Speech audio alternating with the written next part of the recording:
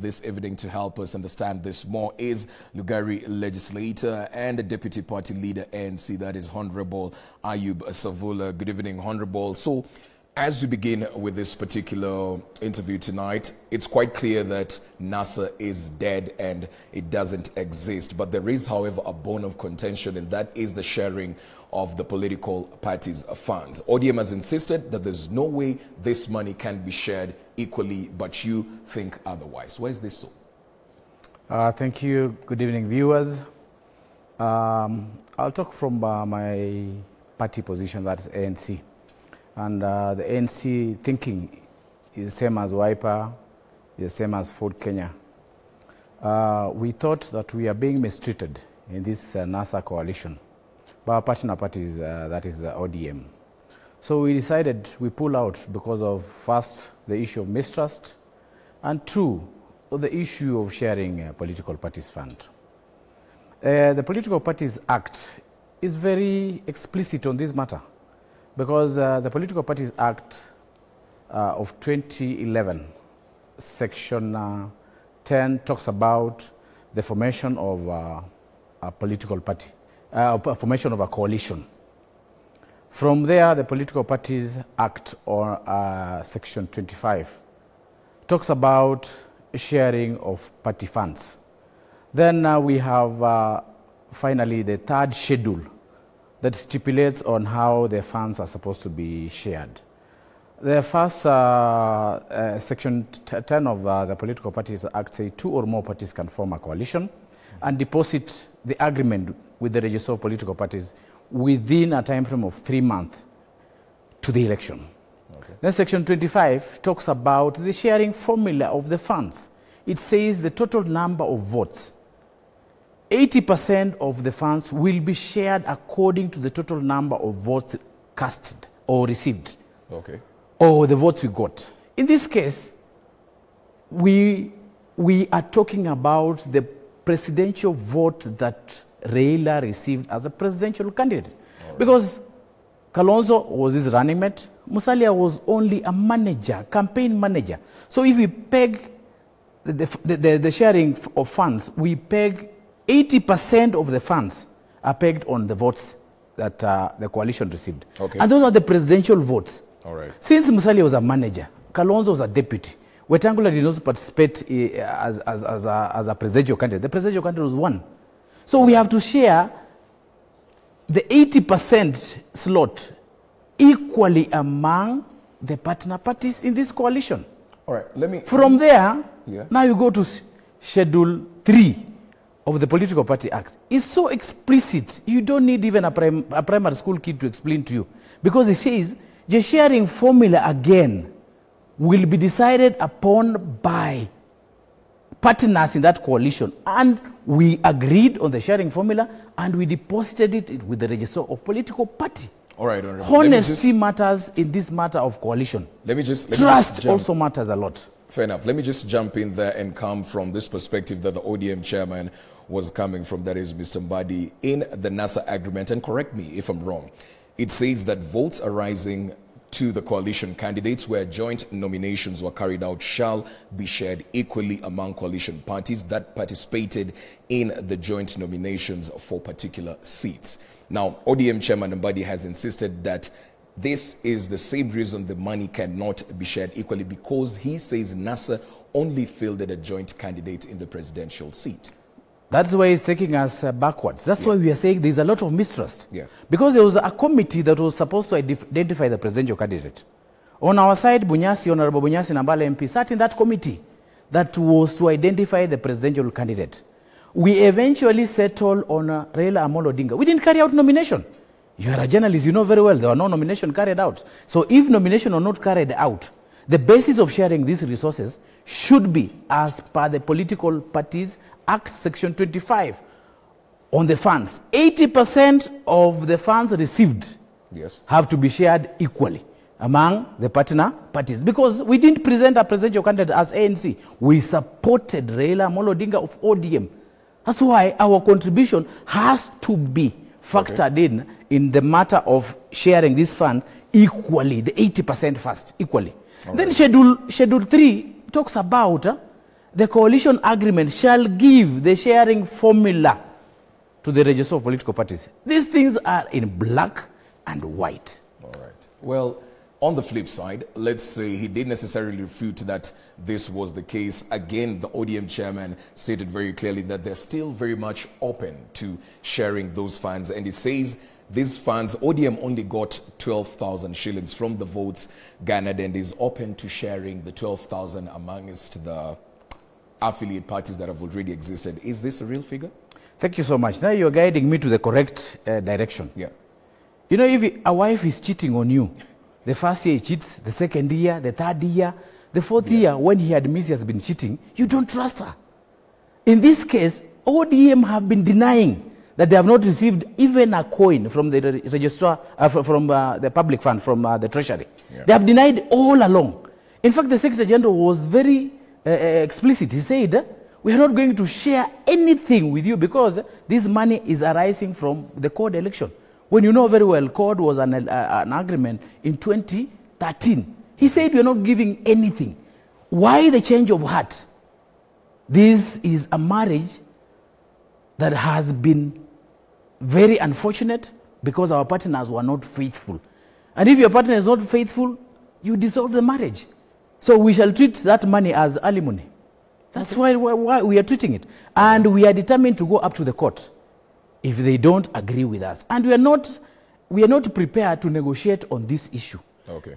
Table the sharing formula that is contained in the political parties, the sharing formula that is contained in the agreement that we deposit the register of political parties. Because Schedule 3 says the sharing formula will go as per the agreement you have signed. All right. Fair enough. Well, still on the same issue, just a few days ago, I believe it was on Friday, and you in Eldoret, you stated very clearly as ANC, as one of the parties that was in the coalition, you're going to move to court to see to it that ODM doesn't use these funds up until the issue is settled. Now, on the other side, you also have one of your colleagues, that is Wiper Party leader Kalonzo Musyoka, stated very clearly that this is a move that he doesn't necessarily advise for. Would you still be going to court after he said that this wouldn't be the correct move to pursue? Kalonzo is a senior partner party. Yeah. We can negotiate with Wiper, we can negotiate with Ford Kenya and ANC. We can agree on a decision to take. But for now, ANC feels aggrieved. When you feel aggrieved, you seek solution through legal mechanism. And the legal mechanism for a fair judgment, for a fair hearing, for an independent judgment, you only seek it through courts. That's why courts are there. The judicial solution will be the best. Right. But if one of our principals says we don't need to move that direction, the principal will discuss at that level and will be given instruction on how to go about it. But how we view it at the level of the Secretariat and at the level of an individual ANC member, it is totally unfair, and we need to look for a solution. And a solution is just through a fair hearing, a fair judgment, and that can only be obtained through a legal mechanism in the courts. All right, now, you've exited the NASA coalition, meaning it's very official that moving forward you'll be working with the new political outfit, at least as has been alluded by your party leader, Mr. Musalia Mudavadi. And just recently, in the very same week of this week, one of the parties is KANU in that particular One Kenya Alliance. They stated very clear, and they said that they're not going to actually make any sort of agreements with the OKA Alliance anytime soon. So what is the situation? You've exited this, and then again you're moving into this outfit that doesn't necessarily seem like an alliance, yet the word alliance is on the name of that outfit. As ANC, we are law-abiding Kenyans. Huh? Yeah. You cannot belong to two coalitions at the same time. KANU are right, and I support KANU. They're totally right. One Kenya Alliance is a conversation. Emerging issues of national interest are discussed under One Kenya Alliance. It's not a coalition yet. KANU still has a coalition stake with the Jubilee government. They have even the Secretary General, who is the chairman of Postal Corporation of Kenya. Okay. They have a minister who is the government, the labor minister. If they happen to quit the Jubilee coalition, and join One Kenya Alliance and put pen to paper that they have officially, and we have officially agreed to form a coalition, they will definitely lose those positions in government. Yes. You cannot belong to two coalitions at the same time. So we'll give KANU time, because you have, according to section 10 of the Political Parties Act, you have until 3 months to the general election to sign a coalition agreement. So we're not in a hurry. We're not in a hurry. We still have 12 months. So yes.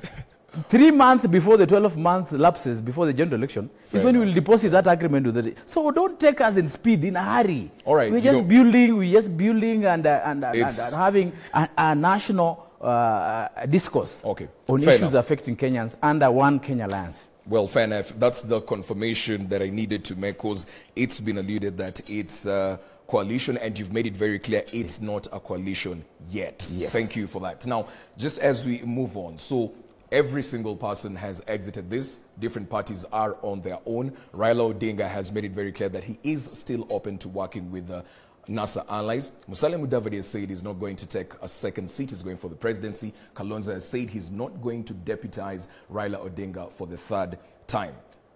I want to refer to this particular statement by one of your peers, that is Moses Kuria. He said, the best decision my friend Baba has ever made is to get out of NASA.